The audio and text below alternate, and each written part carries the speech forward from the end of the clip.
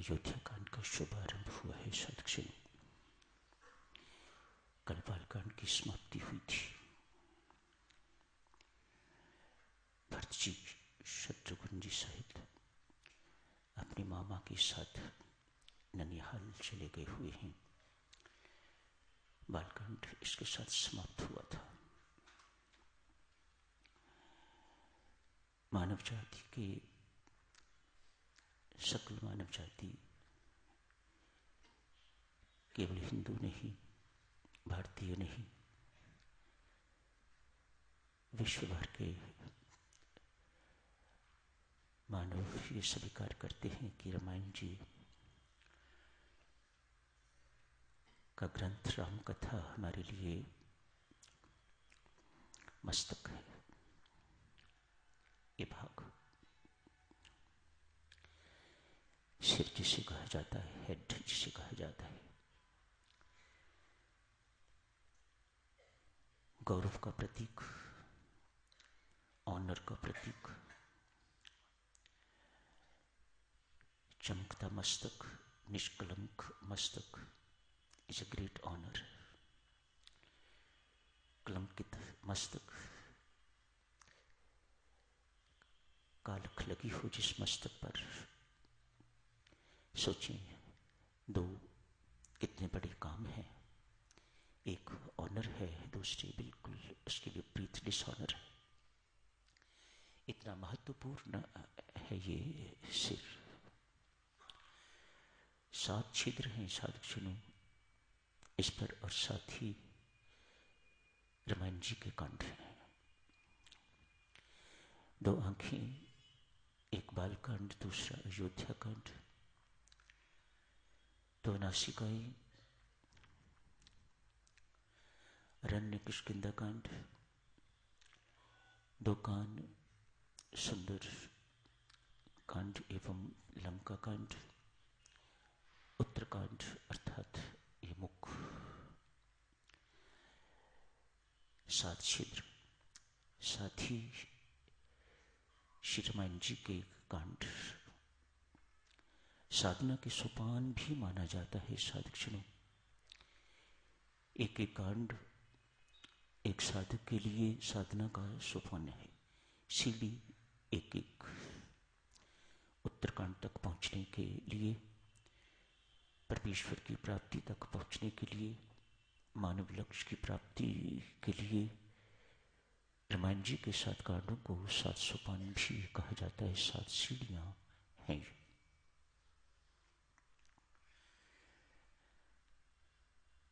राजा दशरथ वृद्ध हो गए हैं। ये वृद्ध अवस्था हर पर आनी अनिवार्य है। साधक इस घटना से, जीवन की ये महत्वपूर्ण घटना से किसी को छूट नहीं है। हर एक पर बुढ़ापा आके रहेगा।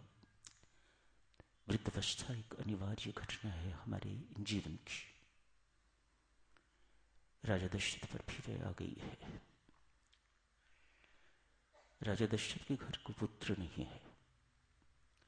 बड़ी भारी समस्या विशेषतया राजाओं के लिए, सभी के लिए होगी, लेकिन राजाओं के लिए विशेषतया जिन्हें राज्य पर आगे बिठाने के लिए कोई दिखाई नहीं देता। परंपरा के अनुसार राज परिवार ही उत्तराधिकारी बनता आ रहा है, ऐसा रहा है। राजा दशरथ कहते हैं, साधक कथा इस प्रकार की आती है। राजा दशरथ बहुत विचित्र राजा हैं।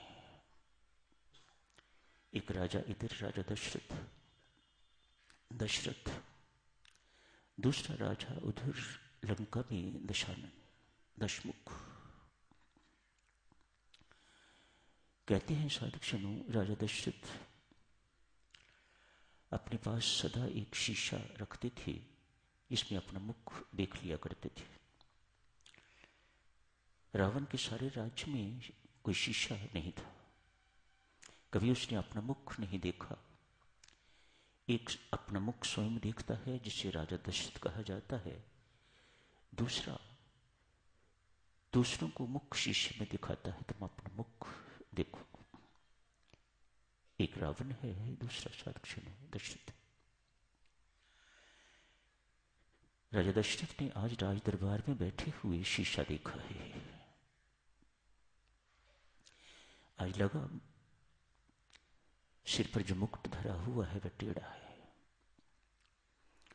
उसे सीधा करने लगे तो देखा कि कान में एक बाल भी सफेद है। मानो बुढ़ापा मेरे कान में कह रहा है, सबके सामने नहीं। बूढ़ा हो गया है तो दशरथ कुछ आगे का सोच। तेरा मुकुट टेढ़ा हो गया है, मानो अब ये मुकुट किसी और सिर पर जाना चाहिए। कैसी सुनहरी सोच है राजा की। मुख तो हम भी रोज देखते हैं, लेकिन उसे भविष्य की चिंता मन में आ गई है कि मुझे इस वक्त अपना को भविष्य बनाना चाहिए, मुझे अपनी कुछ सोच विचार करनी चाहिए। जीवन की घटनाएं बदल गई। इतनी सी बात से घटनाक्रम बदल गया। सब कुछ ठीक चल रहा था, लेकिन आज शीशे ने दो चीजें दिखा दी। एक तो सिर पर धरा हुआ मुकुट टेढ़ा हो गया है, और दूसरे कान का बाल सफेद हो गया है। मानो बुढ़ापा कान में मेरे आके तो बोल रहा है, दशरथ तू बूढ़ा हो गया है, कुछ आगे की सोच। विचार विमर्श होने लग गई साक्षी। आज ये सब कुछ अपने बड़ा है। थोड़ा पीछे चलते हैं। चूंकि राजा दशरथ के घर कोई पुत्र नहीं था, महारानी कुशल्या भी थी, सुमित्रा भी थी, अतएव तीसरे विवाह का सोचा गया। राजा दशरथ वृद्धावस्था में, विवाह योग्य अवस्था नहीं, ऐसी अवस्था में तीसरा विवाह करने जा रहे हैं पुत्र प्राप्ति के लिए। राजा कैकेयी के पास प्रस्ताव गया। आयु का बहुत अंतर है। कैकेयी बहुत छोटी है आयु में, राजा दशरथ आयु में बहुत बड़े हैं। कोई माता पिता इस आयु में एक वृद्ध के हाथ अपनी पुत्री को नहीं देना चाहेगा। अतएव मेरी पुत्री का भविष्य सुरक्षित रहे। अनेक रामायणों में साक्षण वर्णन आता है इस बात का। मेरी पुत्री का भविष्य सुरक्षित रहे। राजा दशरथ से उसी वक्त वायदा लिया है, मेरी पुत्री के गर्भ से जो संतान पैदा होगी वह राज्य की उत्तराधिकारी होगी।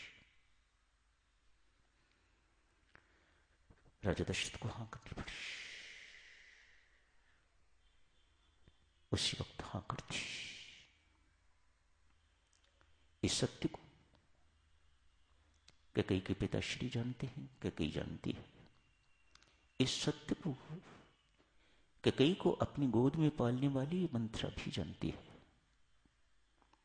नन्ही कैकेयी को मंथरा ने अपनी गोदी में पाला है। इसे आया कहा जाता है, दूसरी मां कहा जाता है, फर्स्ट मदर जिसे कहा जाता है। मंथरा ने उसे पाला है, अतएव कैकेयी के प्रति वात्सल्य है उसका, बहुत प्रेम है। जिसे अपने हाथों से पाला हो साधक, वह कितना भी बड़ा क्यों न बन जाए, लेकिन उस पालने वाली के लिए या पालने वाले के लिए वह नन्हा ही रहता है, छोटू बेबी काका। घर का मालिक बनने जाना है वह तो बेचारा वैसे का वैसे ही रहेगा। आया तो वैसे की वैसी ही रहेगी। इसने कभी मालकिन नहीं बनना, लेकिन वह तो मालकिन बनने जा रही है। मंथरा का बहुत स्नेह है कैकेयी के प्रति। दहेज में साथी आई है।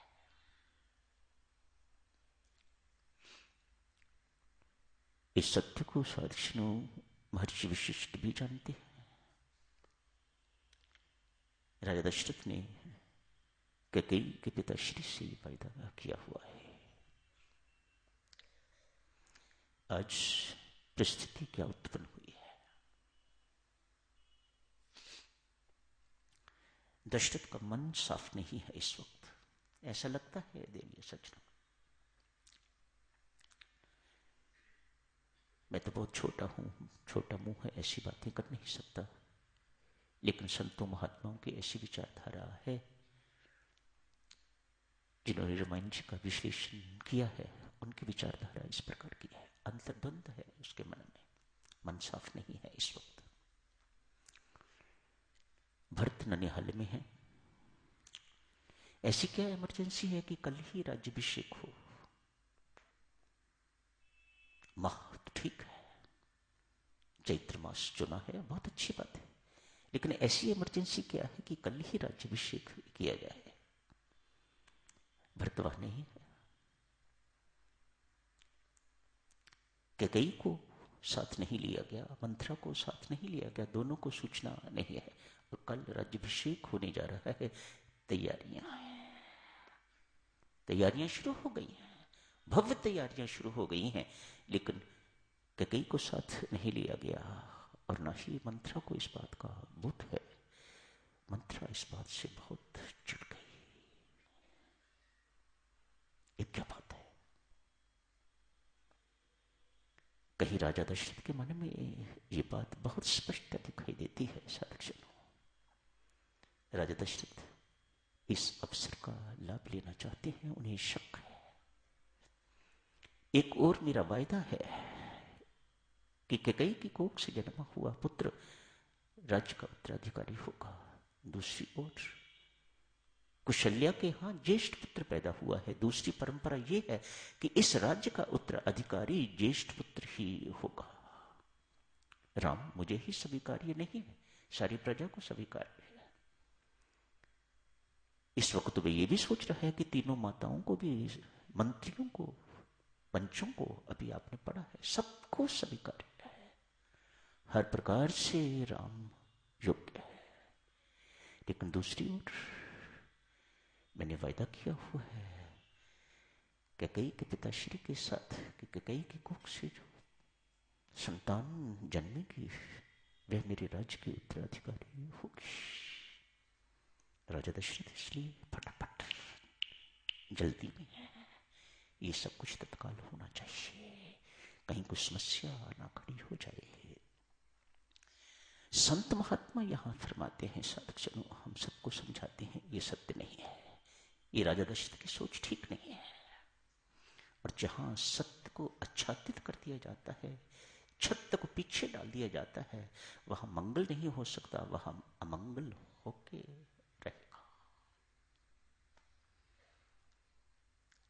राजा दशरथ की भी सत्य नहीं है।